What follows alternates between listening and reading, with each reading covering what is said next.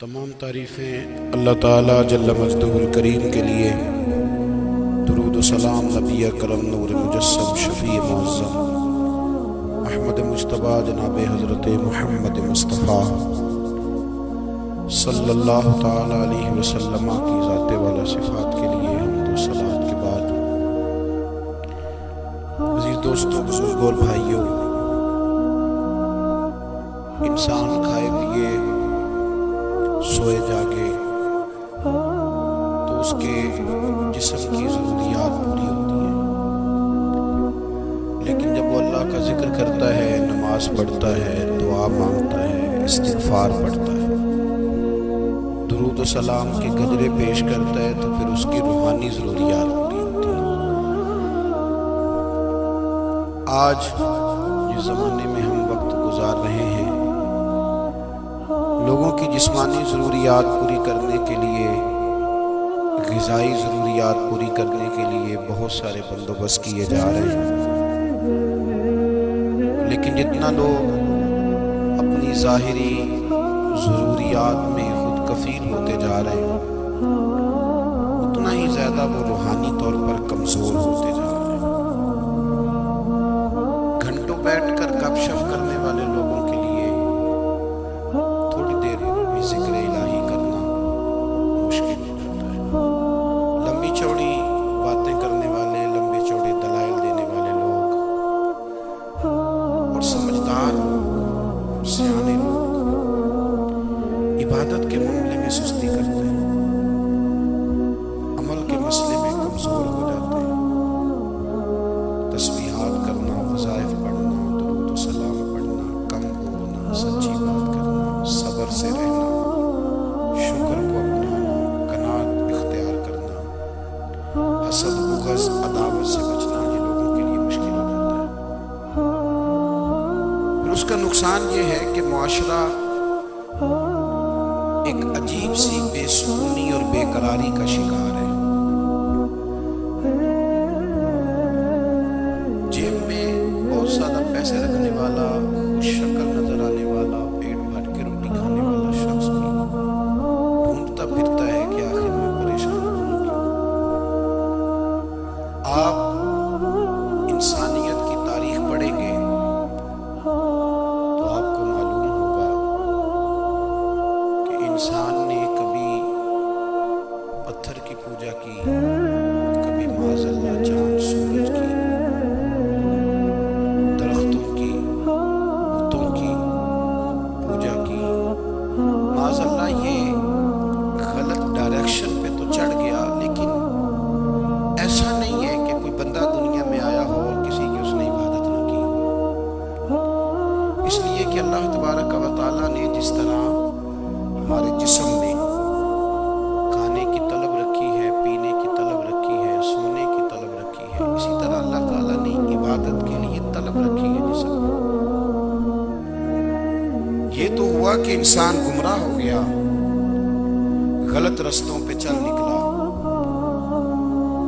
اس نے جھوٹے معبودوں کی طرف معاذ اللہ توجہ کر لی، لیکن وہ کسی نہ کسی کے سامنے جھکتا رہا، کیونکہ اس کے وجود میں طلب تھی، شوق تھا اسے کہ وہ عبادت کرے۔ اللہ تبارک و تعالیٰ جب مسلمان کو توفیق دے اور اللہ کی بارگاہ کی جانب وہ رجوع کرے، تو پھر اس کا رویہ یہ ہونا چاہیے کہ اس کی توجہ ہو اللہ کی جانب۔ ہمارے ہاں تسبیحات پڑھ لی جاتی ہیں اگر کبھی موقع ملے، لیکن وہ خاص انہماک، وہ خاص شوق، وہ خاص ذوق اللہ تبارک و تعالیٰ کی عبادت کا۔ ایک ہوتا ہے نماز پڑھنا، ایک ہوتا ہے اہتمام کے ساتھ نماز پڑھنا، یعنی ذرا وقت پہ اٹھنا، ذرا صحیح کر کے وضو کرنا، ذرا شوق سے مصلی بچھانا۔ ایک ہوتا ہے تسبیح پڑھ لینا، اور ایک ہوتا ہے ذرا تھوڑا سا نا شوق کے ساتھ اللہ کو یاد کرنا۔ آپ کبھی جب میں نے آیت کریمہ پڑھی، اس کی آپ شان نزول دیکھیں، نبی کریم صلی اللہ تعالی علیہ وسلم کے نا کچھ صحابہ اللہ کی محبت کے شوق میں حضور کی بارگاہ میں حاضر ہوئے۔ انہوں نے آ کے عرض پتہ کیا کیا؟ عرض کرنے لگے، یا رسول اللہ صلی اللہ تعالی ताला अलैहि वसल्लम सालों बीत गए हैं सजदे करते हुए, हुजूर सालों बीत गए हैं तस्बीह पढ़ते हुए, सालों बीत गए कहते हुए कि सुबहान अल्लाह वो पाक है। हमें सालों बीत गए ये कहते हुए कि अल्लाहु अकबर वही सबसे बड़ा है। सालों बीत गए कहते हुए कि अल्हम्दुलिल्लाह सारी तारीफें अल्लाह के लिए। सालों बीत गए उसकी तस्बीह करते, तहलील करते, तकबीर कहते। हुजूर अब ना हमारा अपने रब से मिलने को जी चाहता है। कभी है हकीकत मुंतज़िर नजर आना लिबास मजाज में, लाखों सजदे तड़प रहे हैं मेरी जबीने नियाज में। और इकबाल कहने लगे कि तेरे इश्क की इंतहा चाहता हूँ, तू मेरी सादगी देख क्या चाहता हूँ। मेरा जरा सा तो दिल है मगर शोख इतना, मैं वही लन तरानी सुना चाहता हूँ। मेरा भी दिल करता है कि अल्लाह मैं तुझे कहूँ, मैं तुझे देखना चाहता हूँ जिस तरह हज़रत मूसा कलीम अलैहिस्सलाम ने कहा था, और तू मुझे कहे कि लन तरानी तू नहीं देख सकता। जरा सा तो दिल है मगर शोख इतना, मैं भी वही लन तरानी सुना चाहता हूँ। फिर कहने लगे भरी बज़्म में राज की बात कह दी, बड़ा बेअदब हूँ सदा चाहता हूँ। देखो सब लोगों के बीच ही मैंने ये कह दिया। मेरे अजीज सहाबा ना शौक में, कितने सारे लोग हैं आप, कितनी माशाल्लाह बड़ी तादाद में आप आए। हम भी कभी इस शौक में गए हैं कि हमारे रब को देखने को दिल चाहता है, हमारा जी चाहे वो कभी हमें मिले, हम कभी उसकी ज़ियारत करें, उसकी बारगाह करम में हम हाजिर हों। सहाबा ने अर्ज किया या रसूल अल्लाह सल्लल्लाहु अलैहि वसल्लम हमारा रब कहाँ है। हमारा ना अपने रब को देखने को जी चाहता है। जब सहाबा ने यह अर्ज किया तो अल्लाह ने कुरान मजीद नाजिल किया, फरमाया वइज़ा सअलका इबादी अन्नी फइन्नी करीब। महबूब जब मेरे बंदे आपकी बारगाह में आके मेरे बारे में पूछे ना, तो उनसे कह देना मैं उनके करीब ही हूं, करीब ही हूं। दलील क्या है? भाई इज़ादान, ये जब भी मुझसे दुआ मांगेंगे मैं इनकी दुआओं को कबूल फरमाऊंगा। मैं इनके करीब हूं, मैं इनके करीब हूं। ये जब भी दुआ मांगेंगे ना मैं कबूल करूंगा, मैं इनके करीब हूं। अल्लाह तबारक व तआला के बंदे अल्लाह से मोहब्बत करते, रब की बारगाह में झुकते, उसको अपने दुख सुनाते, उसके प्यारे महबूब सल्लल्लाहु ताला अलैहि वसल्लम का वसीला लेके उसके हुजूर हाजिर हो जाते, पेशानियां सजदों से रोशन होती। हम ना हर चीज के लिए वक्त निकालते हैं, हर चीज के लिए, लेकिन इबादत के लिए वक्त नहीं निकालते। हर शय आबाद है, हर शय।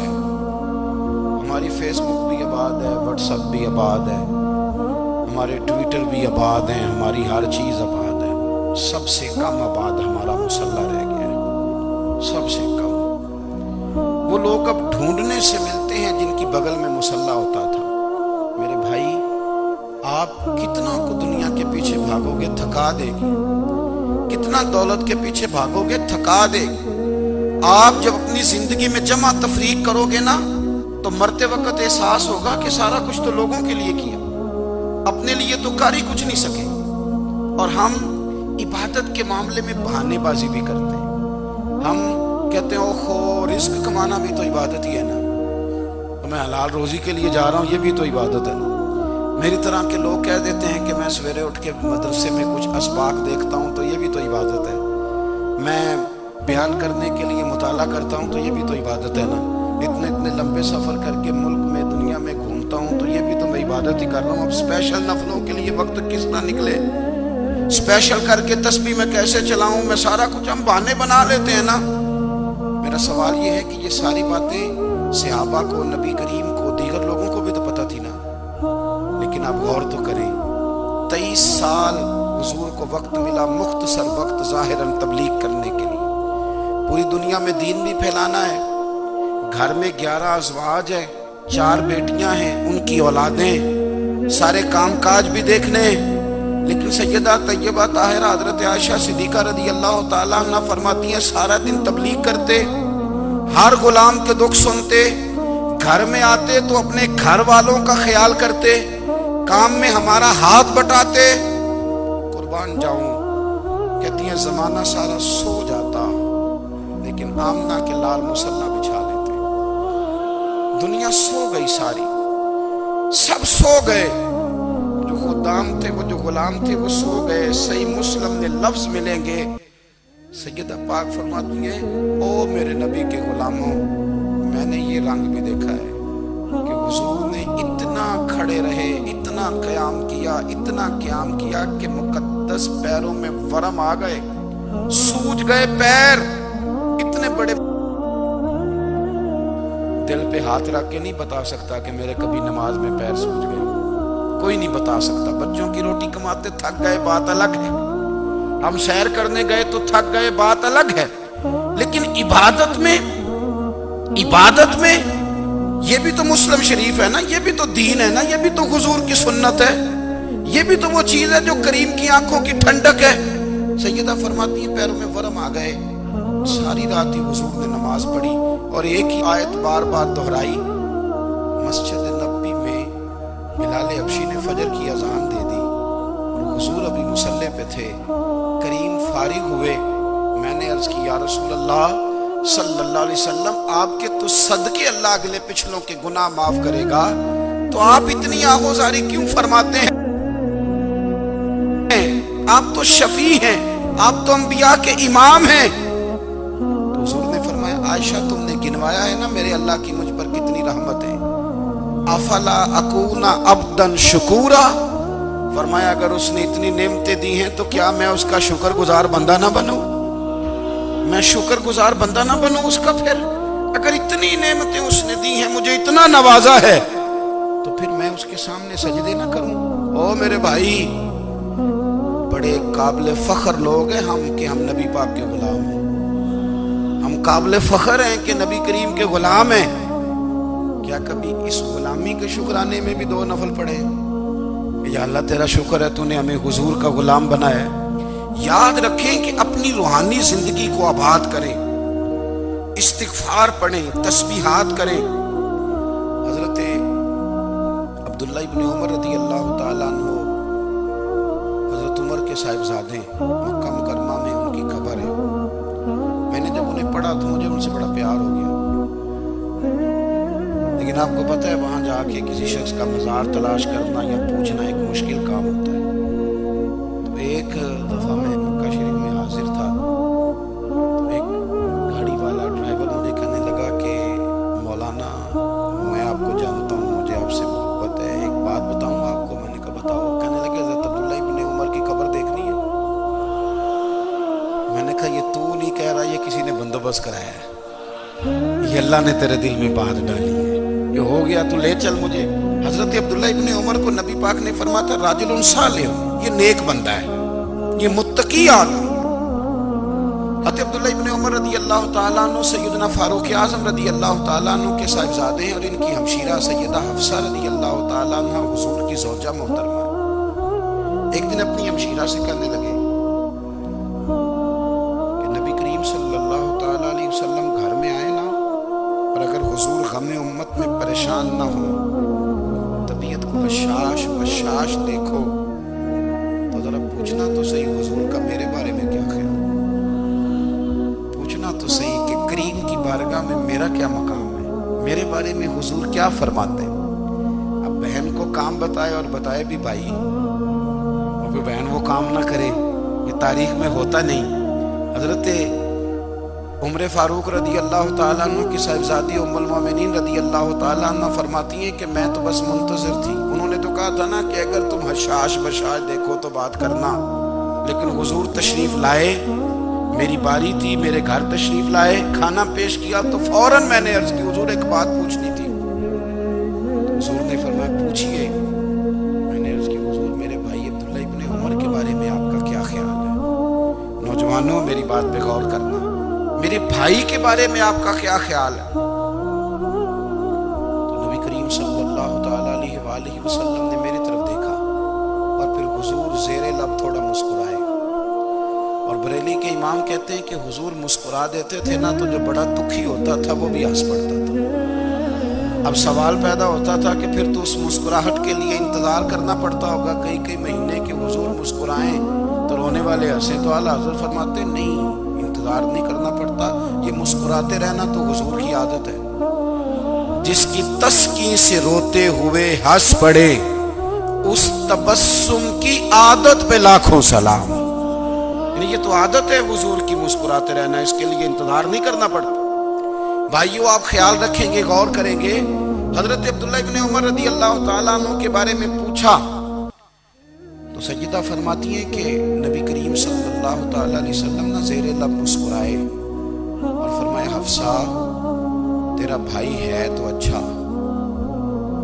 لیکن میں نے سنا ہے کہ عشاء کی نماز پڑھتا ہے تو فجر تک سویا ہی رہتا ہے۔ او نوجوانوں، 10 بجے تک سونے کی بات نہیں ہوئی، 9 بجے تک سونے کی بات نہیں ہوئی، 11 بجے اٹھنے کی بات نہیں۔ حضور فرمانے لگے میں نے سنا ہے کہ عشاء کی نماز پڑھ کے سو جاتا ہے اور فجر تک سویا ہی رہتا ہے، اسے چاہیے کہ تہجد کے وقت اٹھا کرے، اللہ کی بارگاہ میں حاضر ہوا کرے، آہوزاری کرے، سجدے کرے، عبادت کرے، اٹھتا ہے اور فجر میں جا کے اٹھتا ہے۔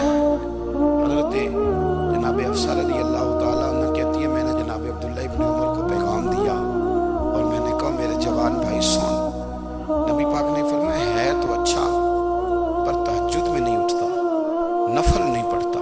او میری ملت کے جوانوں، مزہ نہیں آ جاتا جب ساری دنیا سوئی ہو، ساری دنیا، اور بستر بھی گرم ہو اور نیند بھی پورا غلبہ کر رہی ہو، اور اچانک گھنٹی بجے دماغ میں، آنکھ کھلے، گھڑی پہ نظر پڑے، 3:30 4 بجے کا پیغام گھڑی بتائے، اور کوئی چڑھتی جوانی والا اٹھ کے وضو کرے، اور جب وہ مصلی کھول کے بچھائے تو مدینے والے محبوب کہتے ہیں کہ ہر نماز پہ رب ثواب دیتا ہے، اور جو اٹھ کے تہجد کی نماز پڑھے اسے دیکھ کے تو رب مسکراتا ہے، جو اس کی شان کے لائق ہے، جو اس کی شان کے لائق، وہ مسکراتا ہے، خوش ہوتا ہے کہ میرا بندہ تہجد میں اٹھ گیا، وہ مسکراتا ہے۔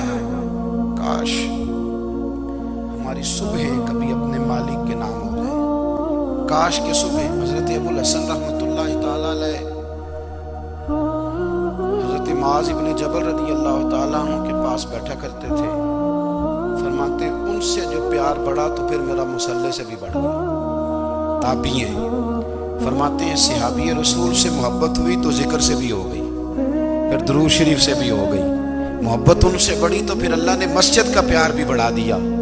آپ فرماتے ہیں کہ میری ہر وقت طبیعت چاہتی تھی کہ بس اللہ اللہ کرو، بس اللہ اللہ کرو، بس نہ میں ذرا تھوڑی جان چھڑاؤں لوگوں سے، کو 10 منٹ ملے تو میں کو 4 نفل پڑھ لوں، میں تھوڑا سا نہ بچوں لوگوں سے، اور مجھے تسبیح ملے تو میں نہ کو 400-500 دفعہ استغفار پڑھوں، سبحان اللہ، الحمدللہ، اللہ اکبر، لا حول ولا قوت الا باللہ، میں نہ تسبیحات پڑھوں۔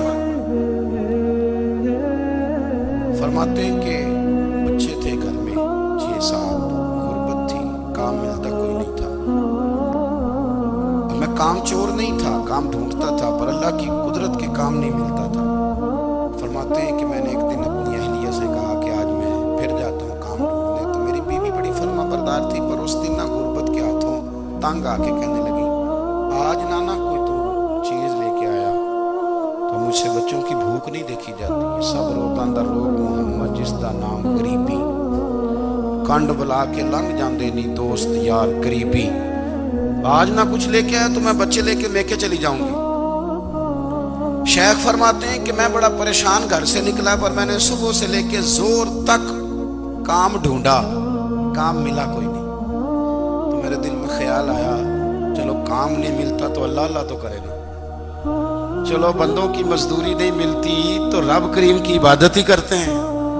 فرماتے ہیں کہ میں نے نا فرات کے پانی سے وضو کیا، نہر کے، شدید دھوپ تھی، ساتھ ریت تھی اور ریت تپ رہی تھی، میں نے اپنا رومال وہیں مصلی کے طور پر بچھا لیا، اور فرماتے ہیں کہ زور سے لے کر عصر تک نماز پڑھی، دھوپ بھی پورے زور پہ، پر میرے سجدے کا ذوق بھی پورے زور پہ۔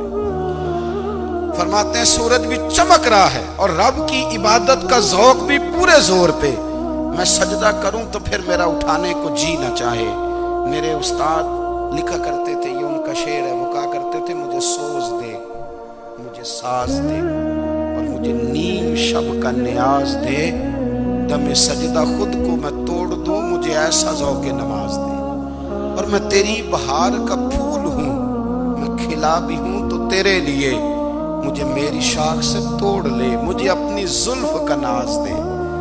بھائی فرماتے ہیں کہ عصر تک میں نے نفل پڑھے، دل ڈھلنے لگا، عصر کی نماز پڑھی اور میں وہاں سے چلا۔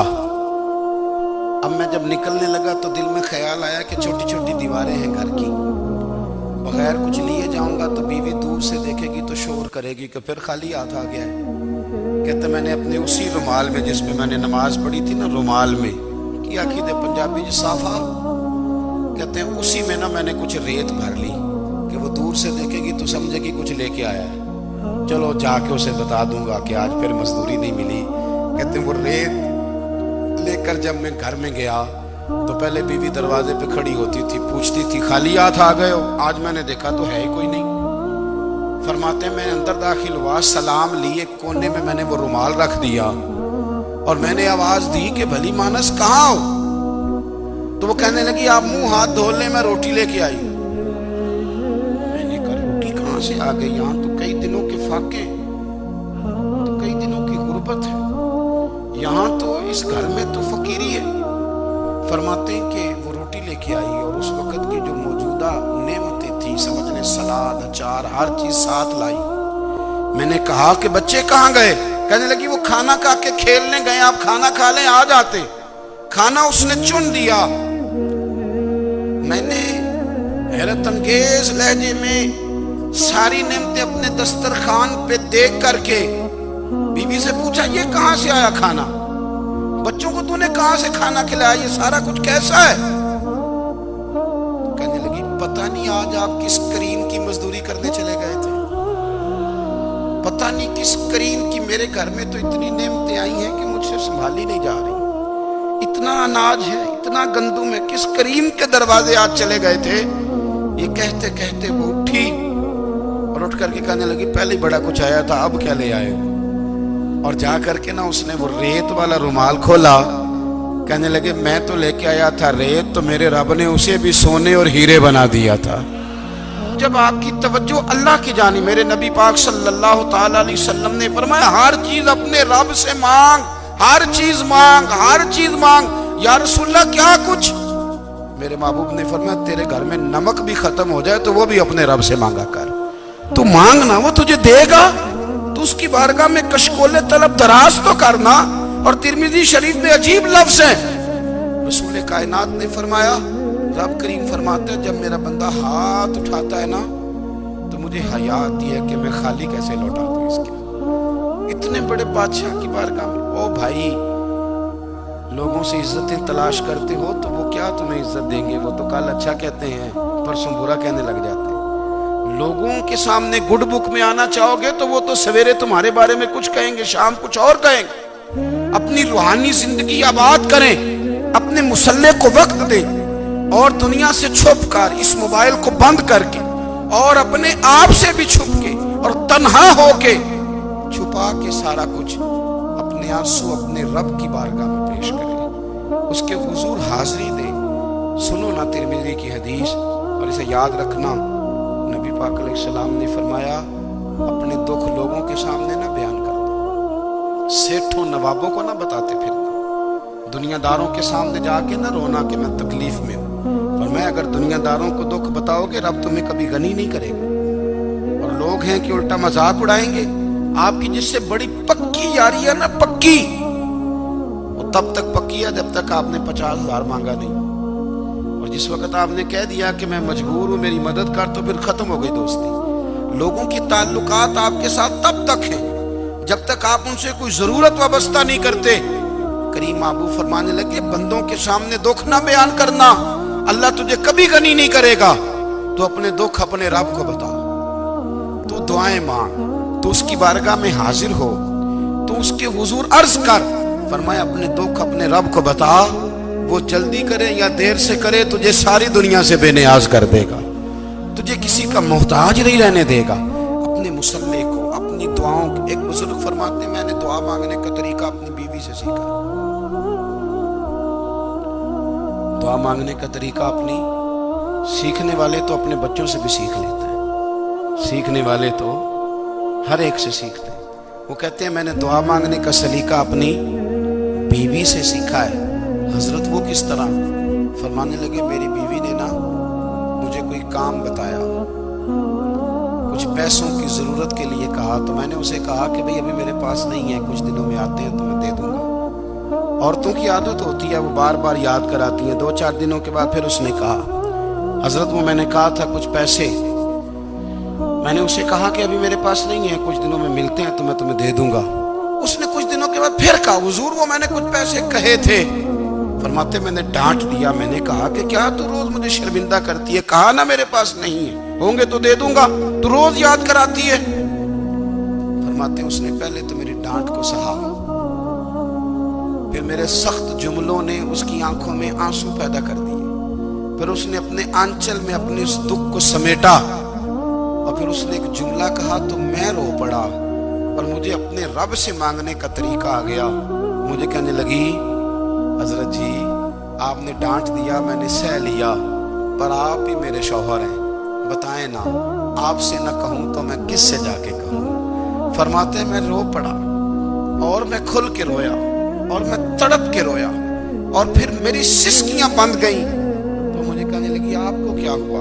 میں نے کہا مجھے بھی دعا مانگنی آ گئی ہے. جب میں اسے کہوں گا نا اللہ تو ہی میرا رب ہے, میں تجھ سے نہ کہوں تو میں کس سے جا کے کہوں, میں کیوں کسی بندے سے سوال کروں, میں کیوں کسی دنیا دار سے کہوں. میں تیرے بندوں کا, نیک بندوں کا وسیلہ لے کے, تیرے محبوب کی غلامی لے کے تیری بارگاہ میں آیا, تجھ سے نہ مانگوں تو کس سے مانگوں.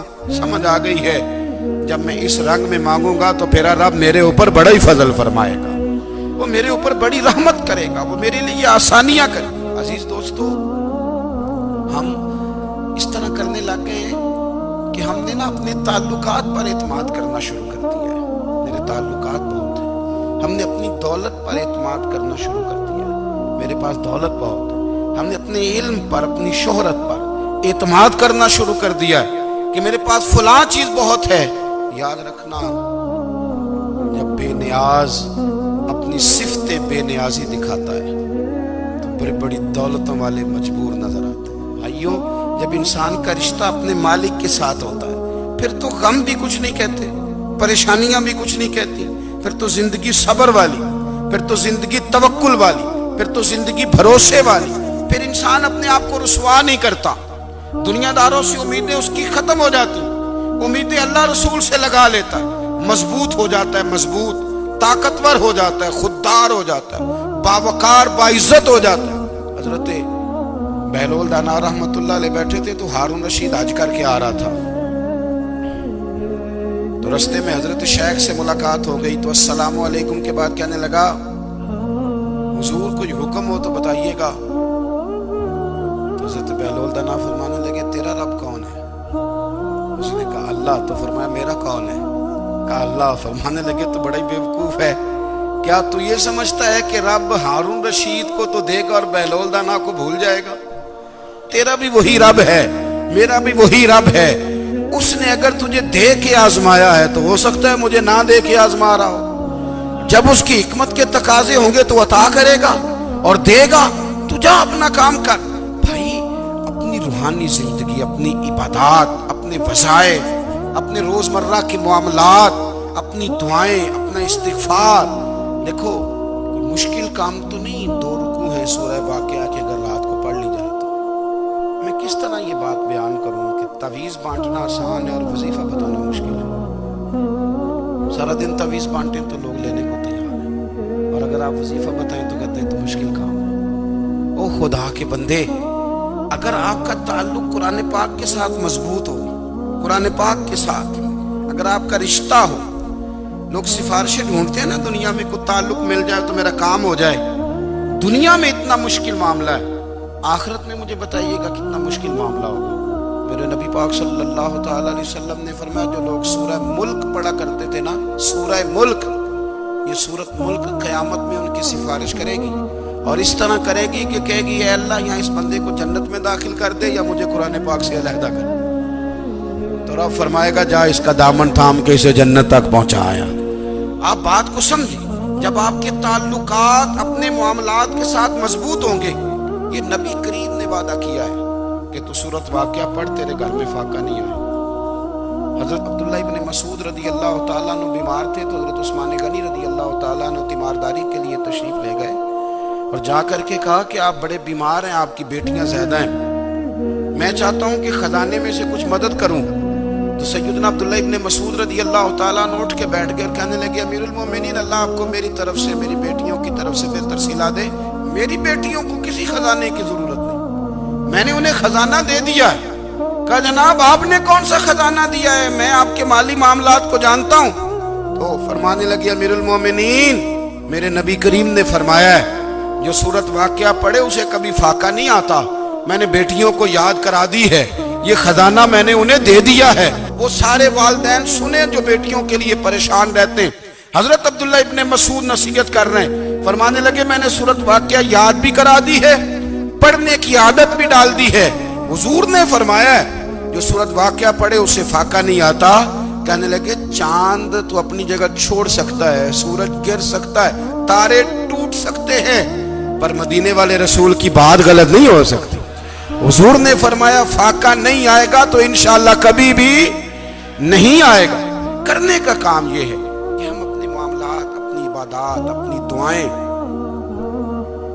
کبھی 10 منٹ عادت ہو جائے نا دعا مانگنے کی علیحدہ سے رات کو۔ حضور نے فرمایا جو فرض نماز کے بعد دعا مانگے اللہ اس کی قبول کر لیتا ہے۔ نبی پاک صلی اللہ تعالیٰ علیہ وسلم نے فرمایا اللہ مسافر کی دعا قبول فرماتا ہے۔ حضور نے فرمایا اللہ مظلوم کی دعا قبول فرماتا ہے۔ حضور نے فرمایا بیمار سے دعا کراؤ اللہ اس کی دعا قبول فرماتا ہے۔ میرے نبی پاک نے فرمایا ماں باپ جب بھی اولاد کے لیے ہاتھ اٹھائیں، ویسے تے بلے شاہ تو آسمانی اٹھ دیا ہی پھڑ دیں، جڑا گھر بیٹھا انہوں پڑھے ہی نہیں۔ حضور فرمانے لگے ماں باپ جب بھی اولاد کے لیے دعا فرمائیں اللہ ان کی دعا کو قبول کرتا ہے۔ آپ اپنا تعلق بنائیں، دعا کے ساتھ، عبادت کے ساتھ، مصلی کے ساتھ رشتہ بنائیں، استغفار پڑھیں۔ صلاح الدین ایوبی صلیبی جنگوں میں تھے، رات کو مسجد اقصی میں نماز پڑھی تو پریشان تھے۔ ایک بزرگ سے ملاقات ہوئی تو کہنے لگے کہ آپ بڑے پریشان ہیں۔ کہنے لگے حضور پریشان اس لیے ہوں کہ پہلے ہی مسلمان کمزور ہے، اب میں نے سنا ہے دشمن کا ایک بحری بیڑا وہ جنگی سامان سے بھرا ہوا آ رہا ہے، تو اب ان کے پاس اور تلواریں اور نیزے آ جائیں گے، مسلمانوں کے پاس پہلے ہی وسائل کی کمی ہے، پریشان ہوں کس طرح کر کے مقابلہ کریں گے۔ یہ بات کہتے ہی صلاح الدین ایوبی نے بزرگوں سے کہا حضور آپ بھی دعا کرنا، دعا کی بڑی طاقت ہے۔ میرے نبی پاک نے فرمایا دعا مومن کا ہتھیار ہے، دعا مومن کا، دعا مومن کا۔ حضور نے فرمایا تقدیر کو سوائے دعا کے کوئی چیز نہیں بدل سکتی، دعا مومن کا ہتھیار ہے، یہ کافر کے پاس کوئی نہیں، یہ ہتھیار ہے مومن کا۔ اللہ کرے آپ کو سمجھ آئے، پھر سنیں، کئی بار کہہ چکا ہوں یہ ہتھیار ہے۔ کافر کے مقابلے میں جو تیرے پاس سب سے بڑا ہتھیار ہے وہ دعا ہے۔ دعائیں کرانی چھوڑ دی، کرنی چھوڑ دی، لینی چھوڑ دی۔ حضرت سیدنا انس بن مالک رضی اللہ تعالیٰ عنہ فرمایا کرتے تھے میں نے وہ رنگ دیکھا ہے جب حضور دعا مانگتے تھے اور حضور کی مقدس آنکھوں میں آنسو بھی ساتھ ہی بہا کرتے تھے، میں نے وہ انداز دیکھا۔ تو صلاح الدین ایوبی بزرگ سے کہنے لگے آپ بھی دعا کیجیے، اور خود رونے لگے اور سر سجدے میں رکھ کے رونے لگے، اور عشاء سے لے کر فجر تک روئے، خوب روئے۔ صبح وہ بزرگ آئے تو صلاح الدین ایوبی کا خوبصورت اور ہنستا ہوا چہرہ دیکھا، کہنے لگے آپ بڑے خوش ہیں، رات تو میں نے بڑے روتے ہوئے دیکھا تھا۔ تو کہنے لگے حضور وہ جو بحری بیڑا آ رہا تھا نا وہ پانی میں ڈوب گیا ہے، اب وہ نہیں آ رہا، ابھی خبر آئی ہے تو میں بڑا خوش ہوں۔ بزرگ کہنے لگے اٹھ سینے سے لگ، اور سونے کے بعد وہ بحری بیڑا پانی میں نہیں ڈوبا، وہ تیرے آنسوؤں میں ڈوب گیا ہے۔ وہ جو تو رات رویا ہے نا رب کریم کی بارگاہ میں تو وہ ڈوب گیا ہے۔ بھائی اپنا مصلی کا، عبادت کا، وظائف کا، اللہ اللہ کا سلسلہ اس کو مضبوط کریں، اپنی دعاؤں کے تعلق کو مضبوط انقلاب برپا کر دیتی ہیں. ہم تھوڑے تھوڑے نا جب سے خشک ہوئے ہیں نا خشک، اور میری تو جماعت ہی صوفیاء کی جماعت تھی. ہم تو داتا علی اجمیری کی جماعت سے، ہم تو خواجہ اجمیری کی جماعت سے، ہم تو شیخ احمد فاروق سرہندی کی جماعت سے، ہم تو صوفیاء کی جماعت. ہماری جماعت نے بھی وہ تعلق جو ہمارے بزرگوں نے بنایا تھا. بزرگ اللہ کے قریب کیسے جاتا ہے؟ تو ہمارے یہاں نا بہت سارے لوگ کہتے ہیں جی نظر ہو گئی تو کام ہو گیا. بھائی جو بخاری مسلم میں طریقہ ہے نا اللہ کا قرب پانے کا، وہ تو نفل ہے. نبی کریم علیہ السلام نے فرمایا بندہ نفلوں کے ذریعے رب کے قریب جاتا ہے، اور اتنا قریب جاتا ہے کہ پھر اللہ اس کی زبان بن جاتا ہے، اللہ اس کی آنکھیں بن جاتا ہے، کان بن جاتا ہے، ہاتھ اور پیر بن جاتا ہے. تو یہ تو عبادت ہے، یہ تو اللہ کی بارگاہ کی حاضری ہے جو آپ کو اللہ کے قریب کرے گی. تو اپنے نماز کو اہمیت دے کے ادا کریں، نمازیں موبائل بند کر کے ادا کریں. لیکن نا کچھ لوگ کہتے ہیں مجھے ٹائم نہیں ملتا نماز کا. تو میں کہتا ہوں یہ آپ نے بڑی جرت کی بات کی ہے. مجھے کو میرا پیر بھائی کہا جائے نا میرے پاس ٹائم نہیں آپ کو ملنے کا، تو میں کہتا ہوں آج کے بعد آنا ہی نہ. تم کیا سمجھتا ہے تم بہت بڑا آدمی ہے، تیرے پاس ٹائم نہیں ہے اور ہمیں ملنے کا ٹائم، موج کر. تو آپ نے اللہ رسول کو کہہ دیا ٹائم نہیں. اور عجیب فلسفہ ہے نا، کہا جائے نماز پڑھنے آؤ تو کہتے ہیں کپڑے ٹھیک نہیں، اور کہا جائے کہ آؤ ذرا دعوت پہ چلے تو کہتے ہیں 1 منٹ ٹھہر میں کپڑے بدل کے آیا. نماز کے لیے کہا تو کہتے ٹھیک نہیں، دعوت کے لیے کہا تو کہتا میں ذرا تیاری کر لوں، یوں جانا مناسب نہیں. یہ معاملہ ٹھیک نہیں. رب تو فرماتا ہے کہ جب تم مسجد میں آئے تو زینت اختیار کر کے آ، خوب ذوق سے دعا مانگے، خوب شوق سے نماز پڑھیں، خوب استغفار کا مزاج بنائیں. آپ لوگوں کے بیچ رہ کے سکھ حاصل کرنا چاہتے ہیں، لیکن آپ کو پتہ ہے کئی مہینے غار حرا میں رہنا بھی مدینے والے محبوب کا طریقہ ہے. ہر سال اعتکاف بیٹھنا الگ سے، یہ بھی حضور کا طریقہ ہے. مسجد نبوی کے اندر دروازہ کھلتا تھا نبی کریم کا، پر گھر کے اندر نفل پڑھے نبی پاک. اور حضور فرماتے ہیں کچھ نفل نماز گھر میں بھی پڑھا کرو، گھر کو قبرستان نہ بناؤ. ہمارا گھر اللہ کے ذکر سے آباد ہوگا اگر ہم نماز پڑھیں گے نا. میں جب سنت پڑھنے کے لیے گھر میں کھڑا ہوتا ہوں تو میرا جو 2.5-3 سال کا بیٹا ہے نا، وہ بھی میرے ساتھ نماز پڑھنی شروع کر دو. اسے پتہ کوئی نہیں نماز کیا ہوتی ہے، لیکن وہ بھی نا سجدہ نہ بھی کرنا ہے تو ساتھ لیٹ ضرور جاتا ہے. پتہ چلا بچے لیکچر دینے سے نماز نہیں پڑھتے، نماز شروع کر دیں تو بچے بھی شروع کر دیتے ہیں. ہم جب پریشان ہوتے ہیں تو لیکچر دیتے ہیں، تو لیکچر تو باہر شاید چل جائے، گھر میں کیسے چلے گا؟ گھر میں تو عمل چلے گا. تو میرے عزیز، آج کے اس روحانی اجتماع میں ہمارے دوستوں نے جو محنت کی، ہم نے بار بار اپنی نیت سے پوچھا خدا ہمیں معاف کرے اگر کوئی ذاتی شہرت ہے، کوئی ہمارے ذاتی مفادات ہے، اور اب ہمیں ہدایت دے.